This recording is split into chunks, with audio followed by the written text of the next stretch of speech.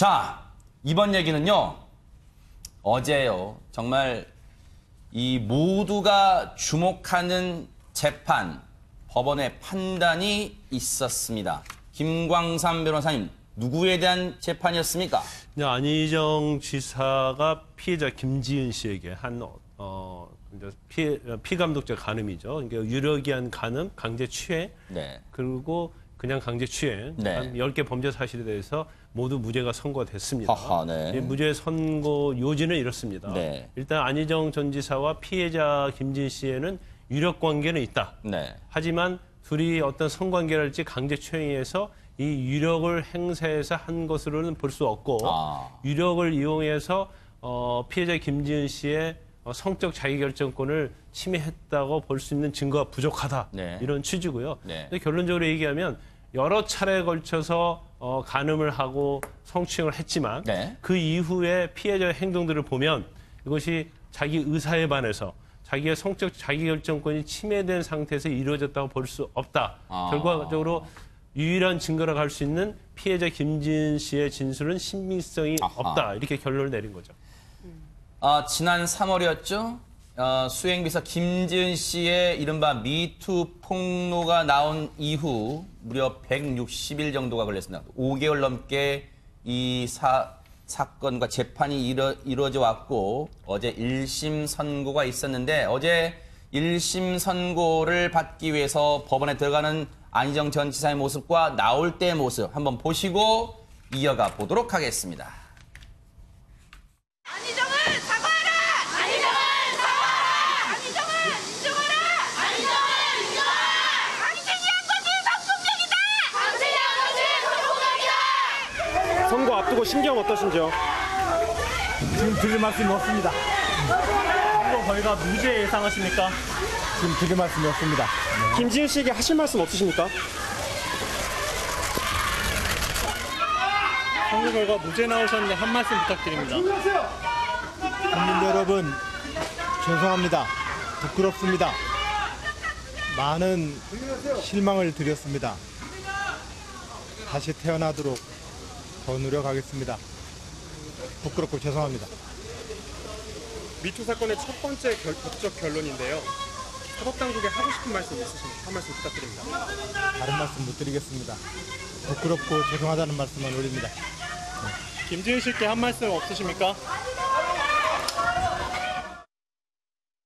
보신 것처럼 어제 이 재판 법원 앞에서는 안희정 전 지사의 지지자와 또 이 반대 목소리 이 분들이 뒤엉켜서 그야말로 고성이 오가는 아수라장이 연출됐는데 김지혜 변호사님, 제가 오늘 방송 전에 이 조간을 출근해가지고 조간을 쭉 보는데 어떤 조간 일면에 제목이 눈에 들어왔습니다. 7글자더라고요. 8글자네요.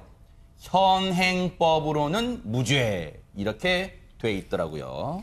네, 저는 현행법으로는 무죄라는 말이 그러니까 재판부가 약간 법 적용을 회피한 것은 아닌가 이런 생각이 듭니다. 그러니까 원래 강간죄나 뭐 여러 가지 성범죄 처벌 조항들이 옛날부터 바뀌진 않았어요. 하지만 판례는 한 수십 년에 걸쳐서 계속해서 개선되어 왔죠. 그러니까 예를 들면 그거예요. 옛날에는 강간죄의 경우에 이제 폭행이나 협박 같은 것이 정말 저항이 불가능할 정도로 해석을 해왔습니다. 네, 그리고 또 한 가지는 뭐 정조를 지키지 않는 여성들의 경우에는 강간죄 인정을 하지 않는 적도 있었어요. 옛날에는. 그러나 지금에 와서는 해석이 어떻게 바뀌었냐면은 그런 어떤 정조관념을 적용한다든지 이런 부분은 전부 폐지가 됐고, 그다음에 또 강간죄에서 폭행 협박도 그냥 저항이 현저히 현저히 곤란할 정도로 이렇게 완화되었습니다. 네. 그렇기 때문에 이게 이제 법조문이 없어서 처벌을 못한다기보다는 그 법조문의 해석에 있어서 법원이 아직은 시기상조라고 판단을 했던 것인지 아니면은 본 회피를 좀 한 그런 경향이 보이기 때문에 아마 그 여성 단체들이 굉장히 큰 반발을 하고 있는 것이 아닌가 생각이 됩니다. 지금 김광삼 변호사님,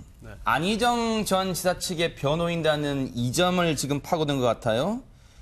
이 이른바 김지은 씨 측이 주장한 이른바 성폭행이 이루어졌다는 시점을 전후에 봤을 때, 앞뒤로 봤을 때 김지은 씨가 안희정 전 당시 지사에 대해서는 물론이고 제3자와 대화할 때도 안희정 지사에 대해서 우호적 표현을 곧잘 사용했다. 이 부분이 앞뒤가 맞지 않는다. 이렇게 파고든 것 같습니다.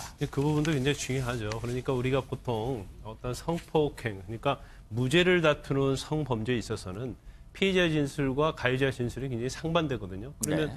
결국은 누구 진술을 믿느냐에 관한 싸움이단 말이에요. 네. 그래서 피해자 진술을 믿으면 유죄가 나는 거고 가해자 진술을 믿으면 무죄가 나는 거고요. 네. 근데 두 명 가해자와 피해자 진술 중 누구 진술이 신빙성이 있느냐를 따지기 위해서는 가장 중요한 것은 피해를 당한 시점 이후에 피해자가 한 행동이에요. 네. 그래서 피해자로 볼 수 없는 그런 행동들이 있다고 한다면 네. 이것은 어떻게 자기의 의사에 반해서 성관계를 했다고 볼 수 없다. 네. 이게 일반적으로 법원에 무죄 판결을 할 때 이유로 설치되는 거거든요. 네. 그런데 지금 제일 중요한 것 중에 하나가 네. 처음에 성관계 맺은 시점이 러시아 호텔입니다. 네. 근데 러시아 호텔에서 성관계를 하게 된 동기가 안희정 전 지사가 내가 결국 외롭다, 나를 안아달라 했다는 거죠. 근데 거기서 약간 거부사 표시하면서 안겼다고 그럽니다. 물론 이럴 때는 유력이 사용될 수 있죠. 내가 어쩔 수 없이 안기는 경우가 있을 수 있어요. 그 부분에 대해서는 뭐 그것 때문에 안겼다고 그래서 이거 좋아서 안겼다 이렇게 볼 수는 없는 부분이 있는데 그 이후에 안희정 전 지사가 이제 순두부를 좋아한다고 그래요. 네. 그런데 몇 시간 후에 이제 순두부라는 식당을 좀 찾았다고 하고요. 네. 그다음에 그 와인바에 가서 같이 술도 먹었고, 네. 그다음에 피고인인 안희정 지사가 머리를 하는 헤어샵 가서 헤어도 하고, 네. 그다음에 일반적으로 이제 다른 지인과 대화를 하는 데 있어서도 네. 안희정 전 지사에 대해서 굉장히 좋은 얘기를 하는. 네. 그러니까 이제 재판부 입장에서는 만약에 이제 첫 번째 네. 간음과 관련해서 하는 얘기입니다. 네. 재판부 입장에서는 아니 그때 만약에 본인의 의사에 반해서 네. 자기의 성적 자기결정권을 행사하지 못한 상태에 당했다고 한다면 오히려 안희정 지사를 혐오를 하고 네. 거기서 호의적이 아니하는데 이런 호의적인 모습을 보인 걸 보면 네. 이제 피해자로 볼 수 없는 행동들이다. 네. 그래서 결국은 김지은 씨 진술을 네. 신빙성이 믿기 어렵다. 아하. 이렇게 결론을 낸 거죠. 이에 대해서 김지은 씨도 어제 저 재판정에 있었습니다. 두 사람 사이 안희정 전 지사와 김지은 씨의 거리는 불과 3.5m 정도. 어제 안에 기자들이 다 있었기 때문에 그 현장을 목격한 기자들 얘기예요. 한 3.5m 정도 두 사람이 떨어져 있었는데 두 사람은 한 번도 눈길을 마주치진 않았다고 합니다. 1심 무죄 선고가 나온 이후 김지은 씨의 입장은 뭘지 김지은 씨의 입장을 대독한 얘기를 들어보시고 이어가 보도록 하겠습니다. 어둡고 추웠던 긴 밤을 지나 여기까지 왔습니다. 무서웠고 두려웠습니다. 침묵과 거짓으로 진실을 짓밟으려던 사람들과 피고인의 반성 없는 태도에 지독히도 아프고 괴로웠습니다. 하지만 지금 이 부당한 결과에 주저앉지 않을 것입니다. 제가 굳건히 살아서 안희정의 범죄 행위를 법적으로 증명할 것입니다. 권력자의 권력형 성폭력이 법에 의해 정당하게 심판받을 수 있도록 끝까지 싸울 것입니다. 범죄자는 감옥으로, 피해자는 일상으로 돌아가는 초석이 되도록 다시 힘을 낼 것입니다. 김지은 씨 측은 이런 입장을 내놨습니다. 소 국장님. 네. 재판부가 정조라는 단어를 쓸 때 이미 무죄를 예견했다. 이런 입장도 내놨습니다. 그러니까 재판부가 재판정에서 피해자다움, 그러니까 어떤 그런 일을 겪었다면 그 이후에 피해자로서 어떤 그 피해자와 같은 행동을 했어야 되는데 네. 그렇지 않은 행동을 했다는 피해자다움, 그리고 정조라는 표현을 써서 이야기를 할 때 이미 어느 정도 이런 결과가 예견되었는지도 모른다라고 네. 표현을 하면서 강력한 어떤 이 불만과 비판을 했는데 네. 김지은 씨 입장에서는 뭐 충분히 그렇게 얘기할 수가 있는 것이죠. 왜 그러냐면 이 부분이 현재 법적인 체계 하에서, 그러니까 법의 문구로만 따졌을 때는 현행법에서는 무죄가 나올 수는 있을지 모르겠지만 네. 이 변화하는 어떤 사회의 환경, 결국 법이라는 것도 사회의 변화 속에서 재해석이 돼야 되는 것이고 네. 그 구체적인 문구 자체는 입법부를 통해서 다시 만들어져야 되겠지만 그걸 어떤 관점에서 보느냐. 네. 결국 해석의 문제는 시대 흐름과 어느 정도 맞춰서 가야 되는 부분이 있는 네. 것이고 그런 측면에서 이번 재판부의 판결은 너무 기능주의적으로 그냥 네. 그 조문 자체 얽매인 거 아니냐. 네. 이 해석 자체를 좀 더 적극적으로 네. 해내가면서 현재 미투 운동이 갖고 있는 사회적인 의미라든지 변화하는 사회 속에서의 그런 부분을 재판부가 너무 네. 간과한 거 아니냐. 그렇기 때문에 우리는 계속해서 끝까지 싸워나갈 것이고 네. 국민들이 좀 힘을 도와달라. 뭐 이렇게 네. 어제 하소연을 했습니다. 방금 말씀하신 그 김지은 씨 측의 김지은 씨의 입장을 해당 변호사가 대신 읽었단 말이에요. 근데 조금 전에 소국장님 말씀하셨습니다. 최민규 원장님. 온 국민에게 끝까지 함께 해달라. 이 말은 물론 뭐 검찰도 항소를 했습니다만 항소 뜻을 밝혔습니다만 어떤 이 사안 관련해서 어떻게 하겠다는 어떤 심리적인 게 있어요? 어떻습니까 지금? 이제 본인의 입장에서는 끝까지 본인이 갖고 있는 생각이 이제 옳다고 믿는 거예요. 아하, 네. 그러니까 이제 재판부의 입장에서는 당시에 사건이 일어나던 시점과 현재의 김지은 씨의 태도 사이에서 차이가 있게 되는 거고 네. 사건이 일어나던 시점에 있었던 이제 문자라든가 그런 걸 통해서 네. 일관되지 않다는 걸로 보게 되는 건데요. 네. 김지은 씨 입장에서 생각은 이런 거예요. 본인이 굉장히 억울한 일을 당했고 당시에 굉장히 혼란스러웠고 사실은 우리가 누가 나한테 상사라든가 누가 나를 갖다 피해를 줬을 때 우리가 그 사람한테 당장 맞서 싸울 수 없으면 오히려 그 사람이 더 괜찮다고 보게 되는 방어 기제는 흔히들 굉장히 발휘하게 되거든요. 그렇기 때문에 가정폭력 피해자들도 남편을 위해서 오히려 더 헌신하는 경우도 가끔씩 있는 거고요. 네. 스톡홀름 증후군이라 그래가지고 납치당한 사람들이 오히려 납치범이 편되기도 하는 거고요. 네. 본인은 그래서 굉장히 당시에 혼란스러웠고 본인이 고소를 제기하던 시점은 그 혼란스러움에서 벗어나던 시점이었기 때문에 과거의 그 진술을 갖다 의미를 두지 않고자 하는 게 본인의 마음인 거고요. 재판부하고 안희정 지사 측에서 옹호하는 쪽은 그 진술의 의미를 둬갖고 그 당시에 이 사람이 네. 이 김지은 씨가 완전히 안희정 지사에 대해서 거부감이 없었다는 걸 갖다 네. 부각시키는 건데 네. 김지은 씨는 그렇기 때문에 현재로서는 현재의 자기가 바로 맞는 자기이고 네. 본인이 끝까지 싸울 것이며 본인이 진짜 억울했다는 생각을 계속 유지하고자 하는 의지를 밝힌 것 같아요. 네. 오늘 동아일보 기사 잠깐 하나 읽어드릴게요. 어제 무죄 선고가 나왔을 때의 표정을 동아일보가 기사로 실었는데요. 판결문을 읽는 동안 안희정 지사는 피고인 속에서 양손을 포개해서 이 눈을 감고 있었답니다. 넥타이를 매지 않은 검은 정장 차림이었는데 1심 선고가 나오고 재판부가 퇴정하니까요. 긴장이 풀린 듯 안경을 벗었고 이후에 변호인들과 악수를 한 뒤 미소 띤 얼굴로 5분 동안 법정에 머무르며 대화를 나눴다는 게 동아일보 이 기자입니다. 앞서도 말씀드렸지만 기자들이 들어가서 본 거예요. 그런데 1심 선고가 나온 이후 지금 여성단체들은 극렬 반발하고 있습니다. 여성단체들과 그리고 시민들의 얘기 들어보시고 이어가 보도록 하겠습니다. 성폭력 무죄 판결을 규탄한다!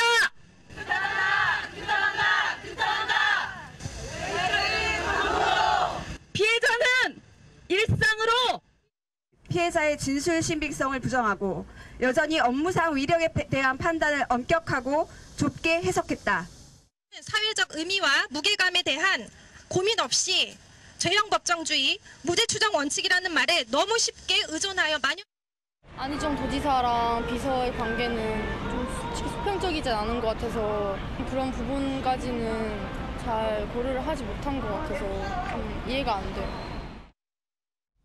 지금 얘기만 들어도 하재근 평론가님, 여성단체들뿐만 아니라 여성분들의 이번 재판 판결에 대해서 많은 분들이 이 분노, 허탈, 뭐 실망 이런 게 겹쳐진 것 같습니다. 네, 뭐 성별로 뭐 거기에 대한 이 판단을 나눌 수는 없겠지만 네네. 어쨌든 여성단체들은 굉장히 강력하게 반발하고 있고 네네. 뭐 안희정이 무죄면 사법부가 유죄다 뭐 이런 식으로 아하. 앞으로 계속해서 지속적으로 항의 집회를 이어나가겠다. 그러니까 여성단체가 하는 이야기는 우리나라에서 성폭력에 대한 판단의 기준이 계속해서 전향적으로 진보해 왔는데 특히 미투 운동 이후에 여러 가지 사회적인 논란이 됐기 때문에 네네. 이제 더 전향적으로 성폭력에 대한 판단 기준이 좀 이렇게 진보될 시점이었다.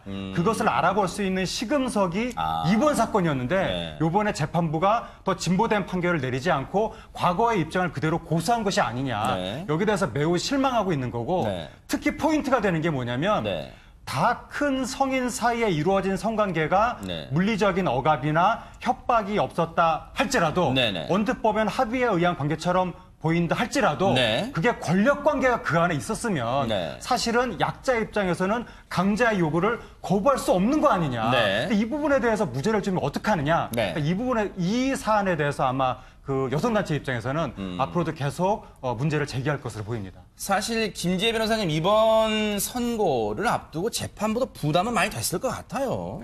아마 그랬을 거예요. 그래서 지금쯤이면 아까 말씀하셨듯이 좀 판결이 전향적으로 변화될 그 시점이 아닌가라는 것에 대해서 많은 기대를 하고 있었던 것은 사실이고요. 네네. 그리고 또 이제 303조의 그 업무상 위력 등에 의한 간음죄가 실제로 적용된 사례가 지금까지 없어요.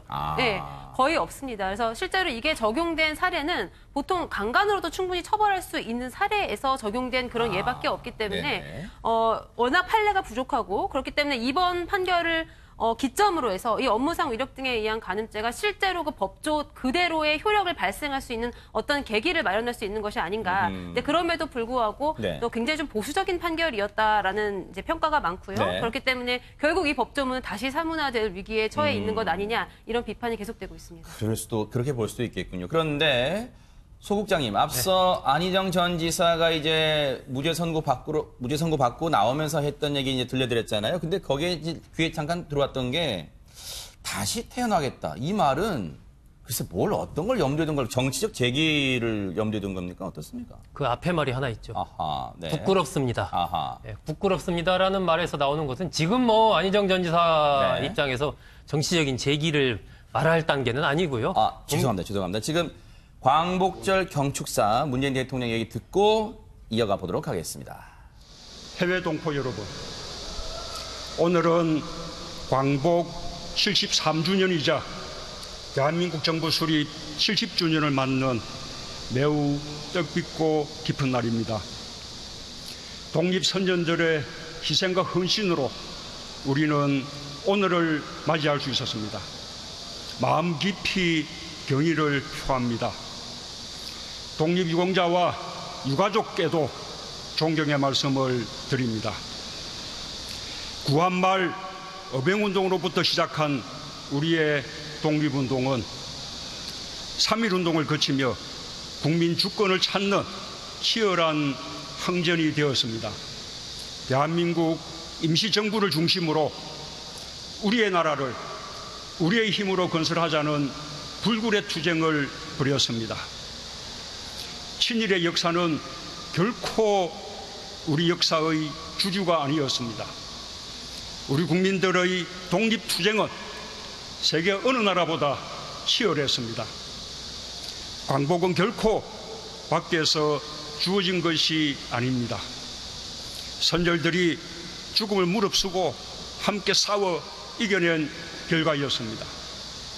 모든 국민이 평등의 힘을 모아 이룬 광복이었습니다. 그리하여 광복의 그날 우리는 모두가 어울려 목이 터져라 만세를 불렀습니다. 우리는 그 사실에 높은 자긍심을 가져도 좋을 것입니다. 존경하는 국민 여러분, 오늘 광복절을 기념하기 위해 우리가 함께하고 있는 이곳은 114년 만에 국민의 품으로 돌아와 비로소 온전히 우리의 땅이 된 서울의 심장부 용산입니다. 일제강점기 용산은 일본의 군사기지였으며 조선을 착취하고 지배했던 핵심이었습니다. 광복과 함께 용산에서 한미동맹의 역사가 시작되었습니다. 한국전쟁 이후 용산은 한반도 평화를 이끌어온 기반이었습니다.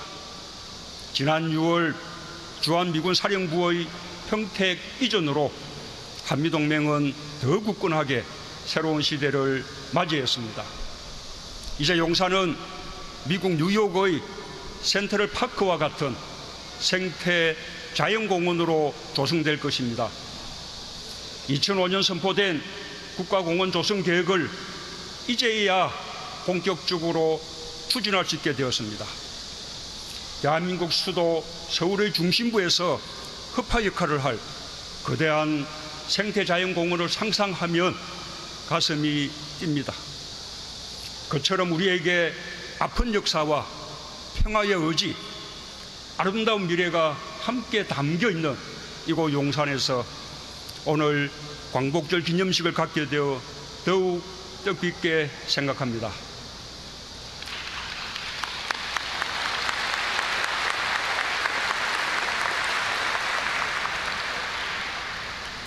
존경하는 국민 여러분, 용산이 오래도록 우리 곁으로 돌아오지 못했던 것처럼 발굴하지 못하고 찾아내지 못한 독립운동의 역사가 우리를 기다리고 있습니다.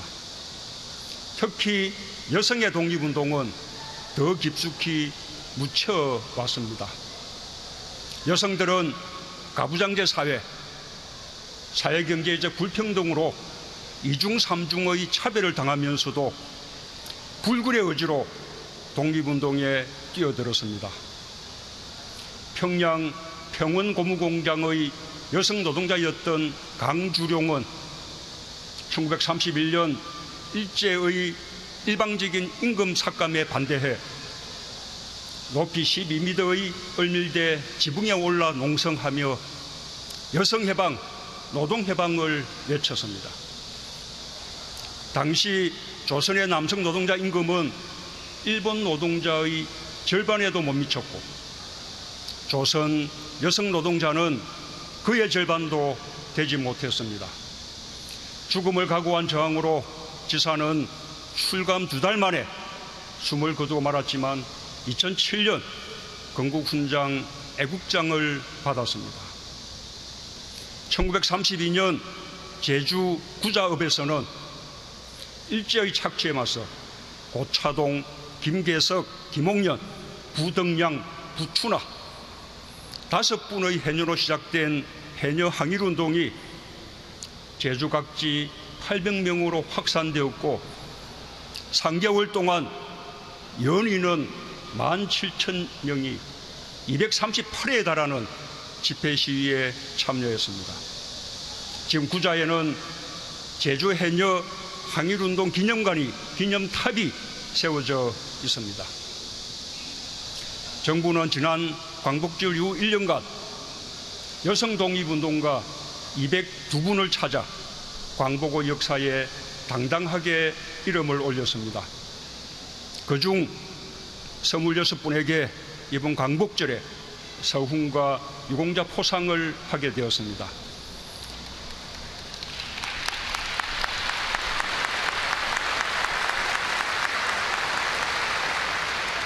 나머지 분들도 계속 포상할 예정입니다. 광복을 위한 모든 노력에 반드시 정당한 평가와 합당한 예우를 받게 하겠습니다. 정부는 여성과 남성 역할을 떠나 어떤 차별도 없이 독립운동의 역사를 발굴해낼 것입니다. 묻혀진 독립운동사와 독립운동가의 완전한 발굴이야말로 또 하나의 광복의 완성이라고 믿습니다. 존경하는 국민 여러분, 대한민국은 우리 국민 모두가 각자의 자리에서 힘을 보태 함께 만든 나라입니다. 정부 수립 70주년을 맞는 오늘, 대한민국은 세계적으로 자랑스러운 나라가 되었습니다. 2차 세계대전 이후 식민지에서 해방된 국가들 가운데 우리나라처럼 경제성장과 민주주의 발전에 함께 성공한 나라는 없습니다.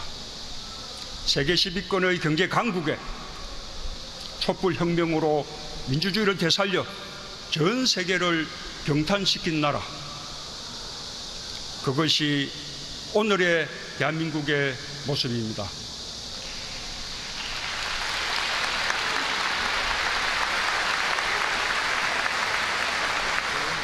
분단과 참혹한 전쟁, 첨예한 남북 대치 상황, 절대 빈곤, 군부 독재 등의 온갖 역경을 헤치고 이룬 위대한 성과입니다.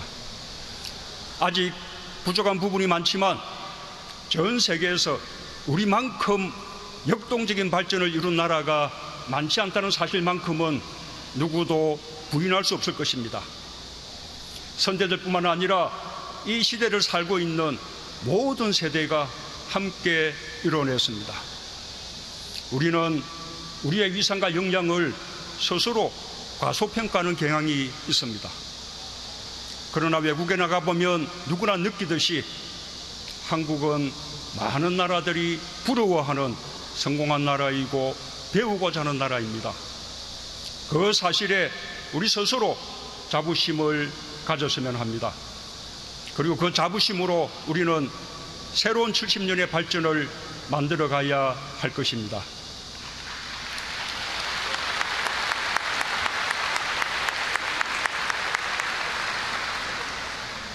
존경하는 국민 여러분, 지금 우리는 우리의 운명을 스스로 책임지며 한반도의 평화와 번영을 향해 가고 있습니다. 분단을 극복하기 위한 길입니다. 분단은 전쟁 이후에도 국민들의 삶 속에서 전쟁의 공포를 일상화했습니다. 많은 젊은이들의 목숨을 앗아갔고 막대한 경제적 비용과 영양 소모를 가져왔습니다. 경기도와 강원도의 북부 지역은 개발이 제한되었고 서해 5도의 주민들은 풍요의 바다를 눈앞에 두고도 조업할 수 없었습니다. 분단은 대한민국을 대륙으로부터 단절된 섬으로 만들었습니다. 분단은 우리의 사고까지 분단시켰습니다. 많은 검기들이 자유로운 사고를 막았습니다. 분단은 안보를 내세운 군부 독재의 명분이 되었고 국민을 편가르는 이념 갈등과 색깔론 정치, 지역주의 정치의 빌미가 되었으며 특권과 부정부패의 온상이 되었습니다. 우리의 생존과 번영을 위해 반드시 분단을 극복해야 합니다. 정치적 통일은 멀었더라도 남북 간의 평화를 정착시키고 자유롭게 오가며 하나의 경제 공동체를 이루는 것, 그것이 우리에게 진정한 광복입니다.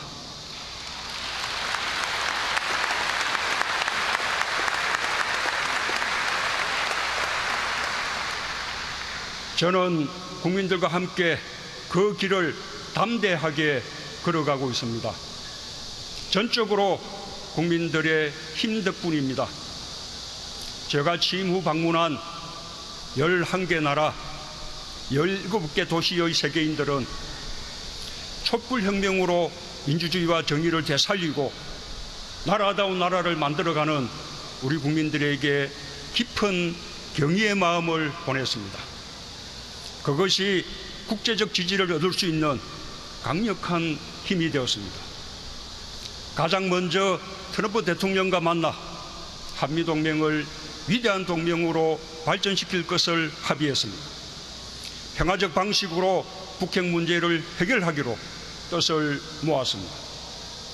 독일 메르켈 총리를 비롯해 G20의 정상들도 우리 정부의 노력에 전폭적 지지를 표명했습니다. 아세안 국가들과도 더불어 잘 사는 평화 공동체를 함께 만들어가기로 했습니다. 시진핑 주석과는 전략적 동반자 관계를 더욱 발전시키기로 했고 지금 중국은 한반도 평화에 큰 역할을 해주고 있습니다. 푸틴 대통령과는 남북러 삼각협력을 함께 준비하기로 했습니다. 아베 총리와도 한일 관계를 미래지향적으로 발전시켜 나가고 한반도와 동북아 평화 번영을 위해 긴밀하게 협력하기로 했습니다. 그 협력은 결국 북일 관계 정상화로 이끌어 갈 것입니다. 판문점 선언은 그와 같은 국제적 지지 속에서 남북 공동의 노력으로 이루어진 것입니다. 남과 북은 우리가 사는 땅, 하늘, 바다 어디에서도 일체의 적대 행위를 중단하기로 했습니다. 지금 남북은 군사 당국 간 상시 연락 채널을 복원해 1일 단위로 연락하고 있습니다. 분쟁의 바다 서해는 군사적 위협이 사라진 평화의 바다로 바뀌고 있고 공동 번영의 바다로 나아가고 있습니다. 판문점 공동경비구역의 비무장화, 비무장지대의 시범적 감시 초소 철수도 원칙적으로 합의를 이루었습니다. 남북 공동의 유해 발굴도 이루어질 것입니다. 이산가족 상봉도 재개되었습니다. 앞으로 상호 대표부로 발전하게 될 남북 공동연락사무소도 사상 최초로 설치하게 되었습니다. 대단히 뜻깊은 일입니다.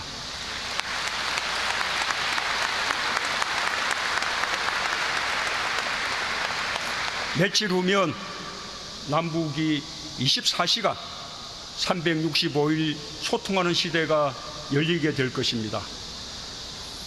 북미 정상회담 또한 함께 평화와 번영으로 가겠다는 북미 양국의 의지로 성사되었습니다. 한반도 평화와 번영은 양 정상이 세계와 나눈 약속입니다.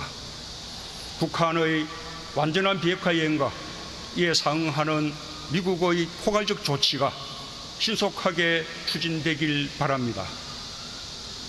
존경하는 국민 여러분, 이틀 전 남북 고위급 회담을 통해 판문점 회담에서 약속한 가을 정상회담이 합의되었습니다. 다음 달 저는 우리 국민들의 마음을 모아 평양을 방문하게 될 것입니다.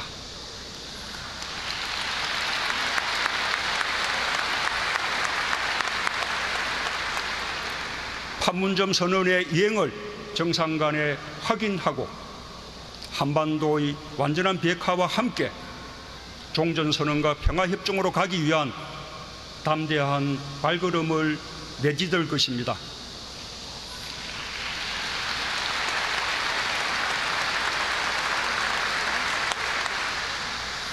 남북과 북미 간의 뿌리 깊은 불신이 거칠 때 서로 간의 합의가 진정성 있게 이행될 수 있습니다.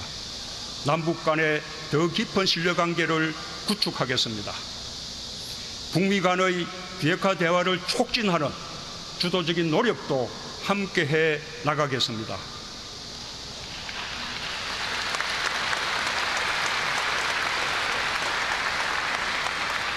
저는 한반도 문제는 우리가 주인이라는 인식이 매우 중요하다고 생각합니다.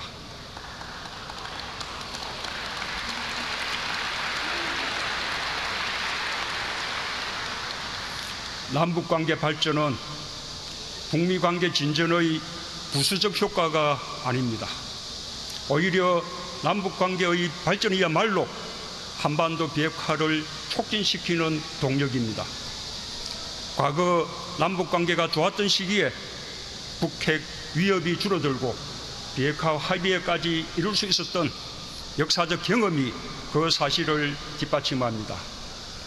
완전한 비핵화와 함께 한반도에 평화가 정착되어야 본격적인 경제협력이 이루어질 수 있습니다. 평화경제, 경제공동체의 꿈을 실현시킬 때 우리 경제는 새롭게 도약할 수 있습니다.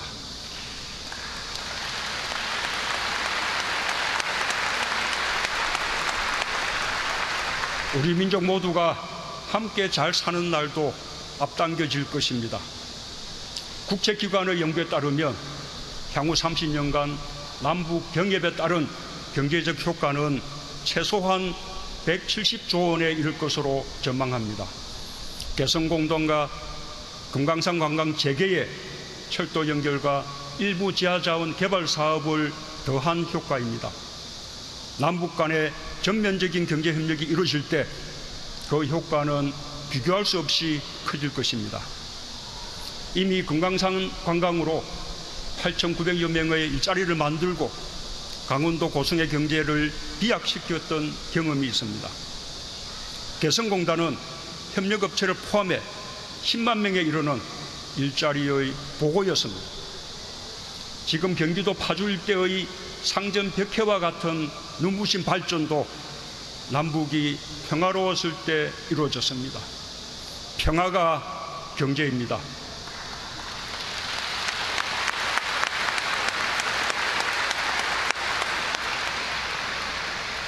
군사적 긴장이 완화되고 평화가 정착되면 경기도와 강원도의 접경 지역에 통일경제특구를 설치할 것입니다. 많은 일자리와 함께 지역과 중소기업이 획기적으로 발전하는 기회가 될 것입니다. 판문점 선언에서 합의한 철도 도로 연결은 올해 안에 착공식을 갖는 것이 목표입니다.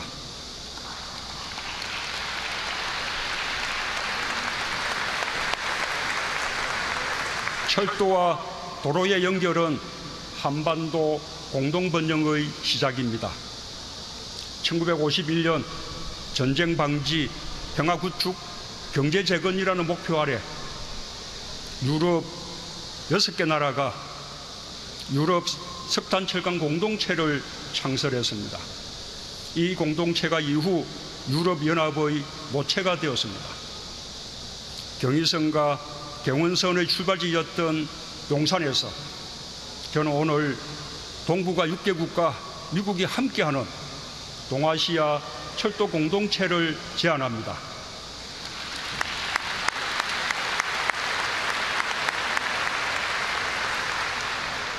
이 공동체는 우리의 경제 지평을 북방 대륙까지 넓히고 동북아 상생 번영의 대동맥이 되어 동아시아 에너지 공동체와 경제 공동체로 이어질 것입니다. 그리고 이는 동북아 다자평화 안보 체제로 가는 출발점이 될 것입니다. 존경하는 국민 여러분, 독립유공자와 유가족 여러분, 해외 동포 여러분, 식민지로부터 광복, 전쟁을 이겨내고 민주화와 경제 발전을 이뤄내기까지 우리 국민들은 매 순간 최선을 다해왔습니다. 국민들이 기적을 만들었고 대한민국은 공정하고 정의로운 나라로 가고 있습니다. 독립의 선조들과 국민들은 반드시 광복이 올 것이라는 희망 속에서 서로를 격려하며 고난을 이겨냈습니다. 한반도 비핵화와 경제 살리기라는 순탄하지 않은 과정이 우리를 기다리고 있지만 지금까지처럼 서로의 손을 꽉 잡으면 두려울 것이 없습니다.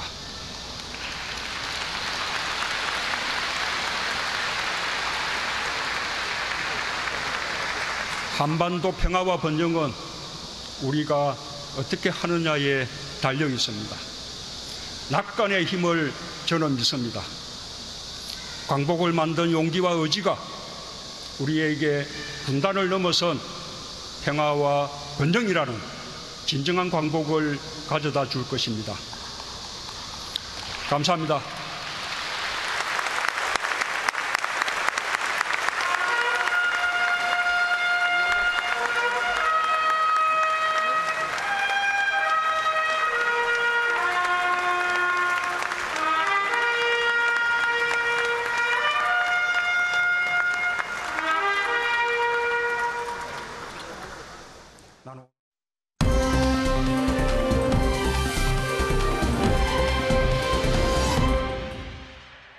네, 조금 전 보셨던 국립중앙박물관에서 열렸던 73주년 광복절 기념식에서의 문재인 대통령의 기념사는 MBN의 정통 종합뉴스 뉴스8에서 더 자세히 전해드리도록 하겠습니다.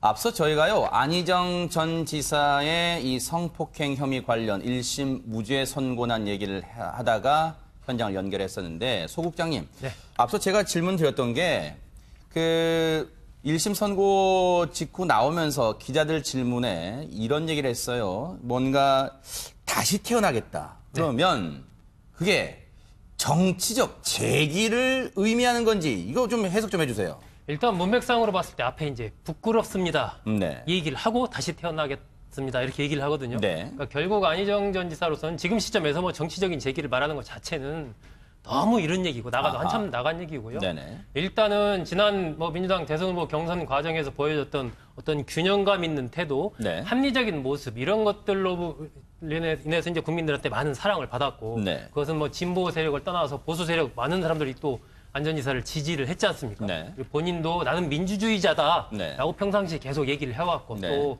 민주당 당적을 20년 이상 계속 갖고 온 민주당의 적자다라고 계속 주장을 해왔고 이러한 상황 속에서 차기의 유력한 대선 주자로 이제 부상했는데 그 상황에서 이번 사태를 맞았단 말입니다. 그렇기 때문에 정말로 자신을 아껴주고 기대를 가졌던 많은 국민들 지지자들한테 정말 부끄럽다. 이 얘기는 결국 다시 태어나겠다라는 얘기는 정말 어떤 정치적인 재기를 말하기에 앞서서 그러한 어떤 자신의 잘못을 뉘우치고 반성하겠다. 철저하게 반성하겠다라는 그런 의미로 보여지고 그런 노력들이 이제 뭐 앞으로 따라야 될 것으로 보이고요. 그런 과정 속에서 혹시나 뭐 정치적으로 제기할 기회를 가질 수도 있겠지만 현재 상태에서 제가 판단하기는 정치적인 제기는 어렵다. 그리고 이 사건은 단순한 하나의 사건이 아니고 분명히 피해자라고 주장하는 김지은 씨가 있고 또 많은 여성 단체들 같이 이제 해서 이 안전지사를 비판하는 그런 사건이기 때문에 정치적인 제기는 쉽지 않아 보입니다.